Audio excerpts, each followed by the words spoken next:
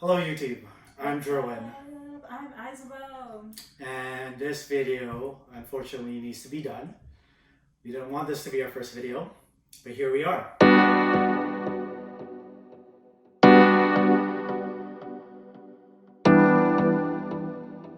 So we were talking about how Black rights, all this whole movement has been affecting pretty much everyone. As Filipinos, we have a lot of history that we can share. We have a lot of experiences that we can talk about. Oh, bro. Since colonization happened, I know. I'm just saying, since that whole shit happened, I know.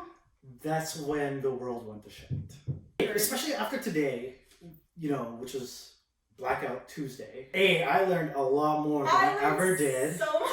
during this whole thing. I saw who my real friends are. 100%. Tell me about And it. it's unfortunate. It's funny because I follow people on Instagram, and some of them posted hate against people who are hating on them for displaying their hate towards oppression. And it's so stupid that there's people like that who exist. It's like, why do you need to demean someone just because they're speaking their mind? The whole point of this whole movement is to speak up more.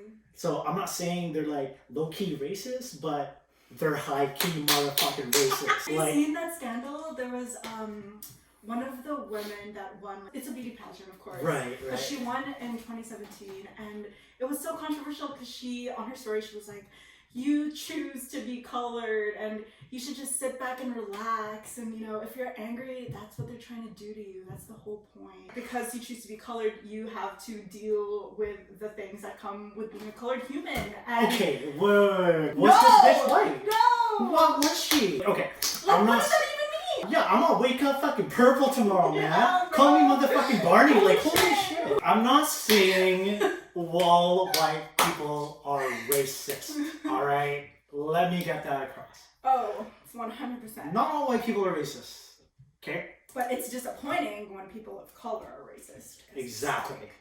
Because as a society, people of color should be the ones together to go against racism. The racism. And the hate. And the hate. When was the first time you experienced racism? I actually feel like I haven't experienced racism in a straightforward way. So, we live in Vancouver in Canada, and I'd like to think that it's a very progressive, very, liberal city to live in, at least in Canada. Right. And, compared to some of the other cities. Toronto. And, my family and I, we immigrated here about 20-ish years ago. And growing up, I've always been surrounded by people of color. Whether that's, Indians, blacks, other Asians, and obviously the white people. And, growing up, my brother, one of my brothers actually, he grew up with 99% white people. And I think because of that, I didn't face any racism. Because I was already kind of in that community where, ethnic people are accepted, right? Interesting. So, throughout high school, throughout elementary school, even throughout university, I felt like, white people were tolerant of different races. And that's kind of just my entire perception that whole time growing up, right? But I don't know if you consider this racism, but there are times when I felt like I was kind of the token Asian kid. So I had a lot of East Indian friends growing up, and I was pretty much the only Asian person there in that kind of crew. And I run into like the white people or the other Filipinos out there, but I never really got close to them. And I always kind of strayed towards, the Southeast Asians. And I think the reason for that is, a lot of their values are similar to Filipinos. Very family oriented, love big groups, inviting people over to their houses to play video games, basketball, eat their food. Like I was really immersed in Southeast Asian culture growing up. There are times when I felt like they wanted to hang out with me because I was Filipino or because I was Asian, and not because of who I am as an individual. I mean, I'm kind of an average dude. Like, I look average, I know that I'm not the hottest guy out there, but I actually am the hottest guy out there. I'm not saying I still think that way, that, they're only hanging out with me because I'm Filipino. Because in high school, that's when, shit hit the fan. That's when my eyes fucking open. I was like, there are other fucking Filipinos out there.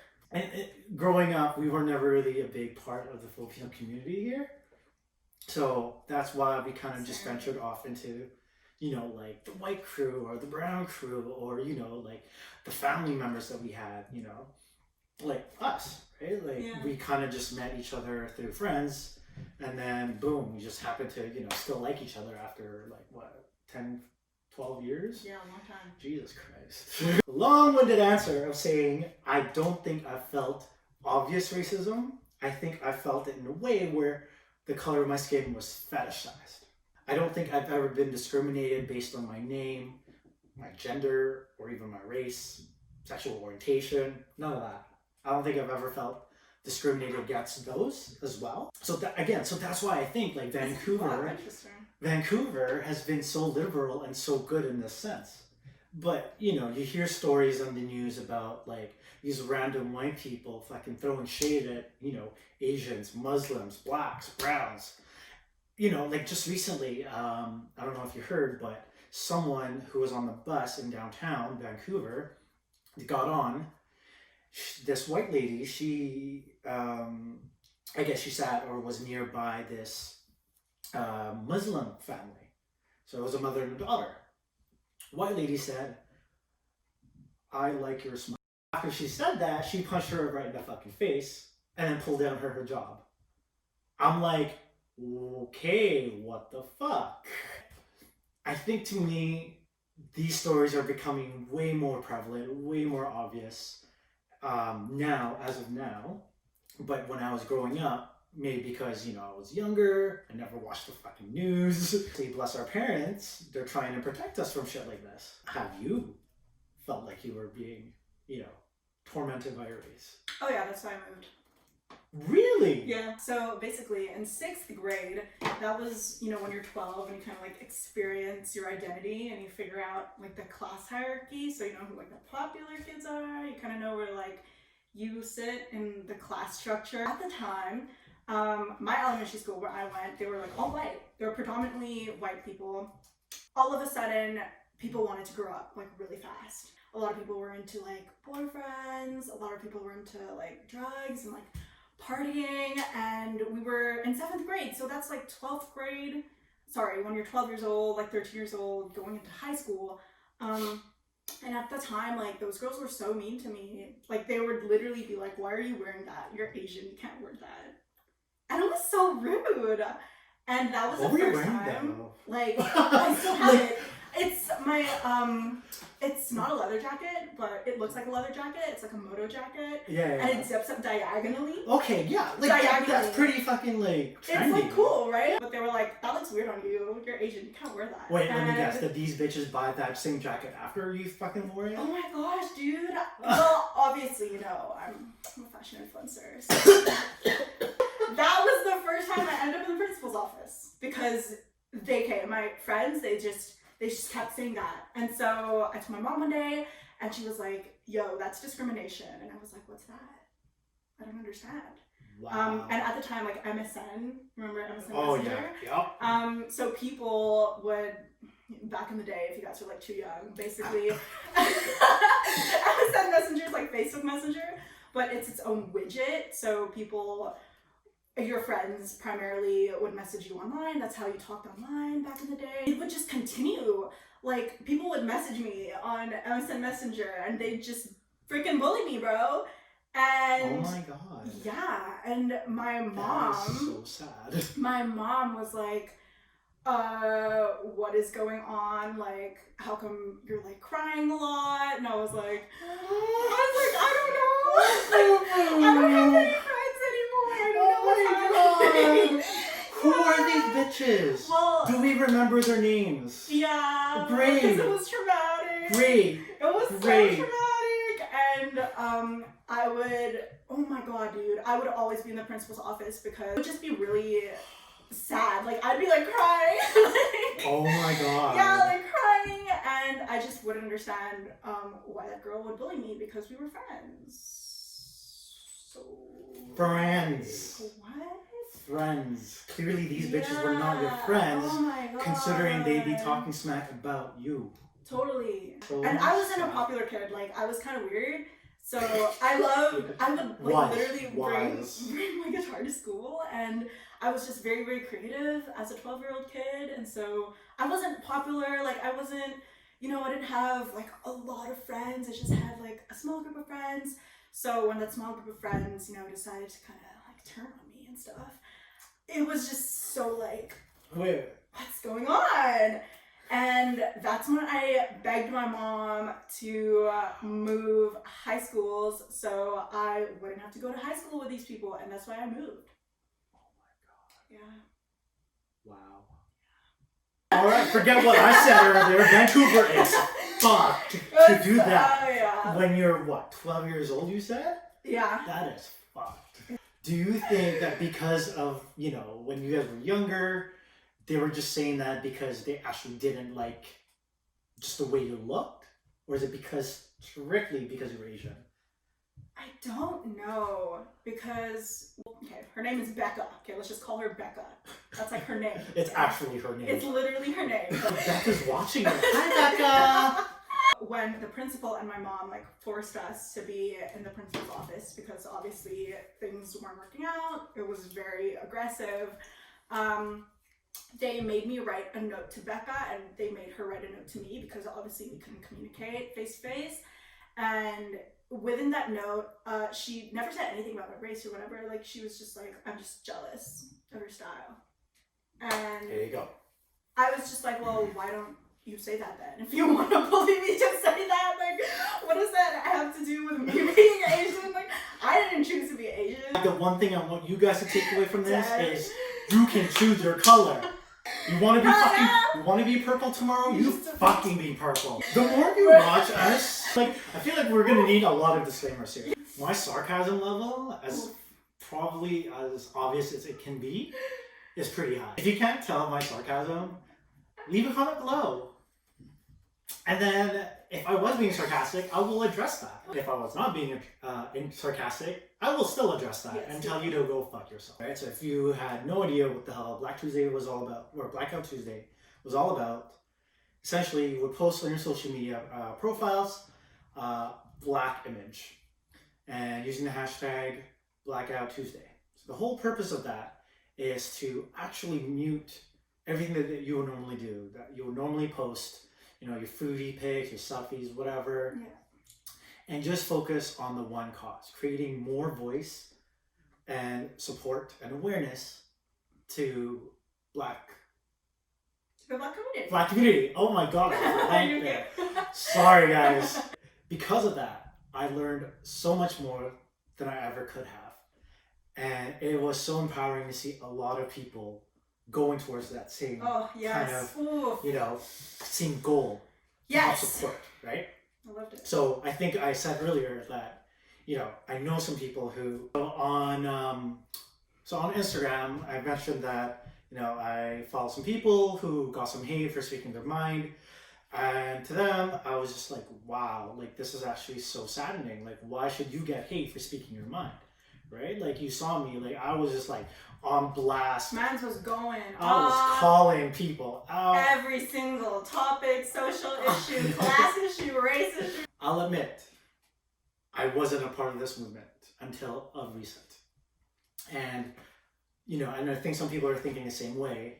Why should they be a part of this movement? And for me, it was because of education. It was because I started to, dig deeper into, why should I give a shit about this? Why should I fight for Black people? Why should I fight for, LGBTQ people, for, Indigenous people, any movement? Why should I even be contributing? And it's because I learned more. And the fucked up thing that I learned was everything is all fucking one thing. It's intertwined. It is so intertwined. Yeah. It is like the intrawebs, but racism. That's it, right? Like, at the beginning we said that we're Filipinos. Yeah. Filipinos and Black people, you probably not right away see a big relation to that, but I I think this happened in about, the early 1900s where Americans stole some Filipinos, made them work in the States. Black people were there to help support the Filipino culture, the Filipino community. Because Filipinos were being used, the black community stepped in, they're like, no, fuck you white guys. Dude, why the fuck are you trying to steal them? Fact check in the description below. Another one that I kind of just read into quickly, that didn't dive in too much, was the fact that they were also there for the Chinese community, So I think this happened in the East. They were there already for us without us asking for them. Another thing I learned is the fact that without riots, without certain people creating movements, certain things can't progress. I'm a part of the LGBTQ community, right? So I had to look into that as well, aside from being in the Asian community. And what do you know? It was a black transsexual who led the movement. As Canadians, we don't understand the levels of history. There's so much to learn. It's crazy. I learned the history of looting like the other day. So let's backtrack to the Martin Luther King Jr. movement, to peaceful integration. So back in the day, Dr. Martin Luther King Jr. created a movement called peaceful integration. This is around the 1950s. He really, really believed to not fight back and not to be violent. Yep. And that's why it was called peaceful integration. They were fighting for the right to vote, even though it was still legal for them to vote at the time. A lot of black people were denied the right to vote. What Martin Luther King wanted to do is he wanted to create a march, which is a peaceful march. So what they did is they literally gathered in groups and chilled on the street. The policemen we're like, what are they doing on the street? Move. And Martin Luther King really believed that peace was their strength, and he wanted to showcase to the media that they were literally not even fighting back. So what ended up happening was the police, they didn't really care, and they unleashed all their dogs on them. They sprayed them with fire hoses. They beat them on the street. Martin Luther King was kind of this is obviously not working. He created a speech, and it's actually rumored that that speech got him assassinated because the government realized what he was trying to do. Martin Luther King realized that the way to find equality within the capitalist system of America is if they stopped giving money to white businesses. The way that they can create equality was to create a black economy, which means that they would provide entrepreneurship, black business owners, and give money to black businesses and create their own community, create their own economy, and stop giving money to businesses that obviously fund the government, which create the laws. So before that was ever to be released, he got assassinated because they realized what he was about to say. That was going to be a very, very powerful speech, and he's a very influential man. But that was actually the beginning of looting. The philosophy of if you fuck up the government's money, they will pay attention to you. And the government is, at the end of the day, the people that make the laws, right? The police is only a small section of what the government is. Fucking genius. And the big government is the people in power, the rich elite people in power, okay, that have control of the laws to create change. Those are the real people that have the authority to change, literally change the whole system, right? The police are at the very bottom of the system, which is what people don't realize. It's it's not a battle versus the people in the police. It's very systematic. And so the only way you can get the people at the top's attention is if you fuck up the economy that funds their shit, okay? So that's why people loot. And I didn't know this because I'm Canadian and we're not taught American history. My boyfriend, who's a Black African American, is very, very passionate about the Black community, and he's seen this shit his entire life growing up. So I probably do have a little bit more knowledge than the average Canadian human. As Canadians, we don't see that. We're just oh my god, what are they doing? How do you fight violence with more like negativity or whatever, but it actually does serve a purpose, and there's a really, really deep layered history, which is super interesting. But African Americans do know that, and they do know that history, which is why they do it. But everyone else outside that doesn't know are probably like, oh, like, what's going on? We're not doing that here in Canada, but we just wanted to give you a little insight of the history of where that came from. And it works.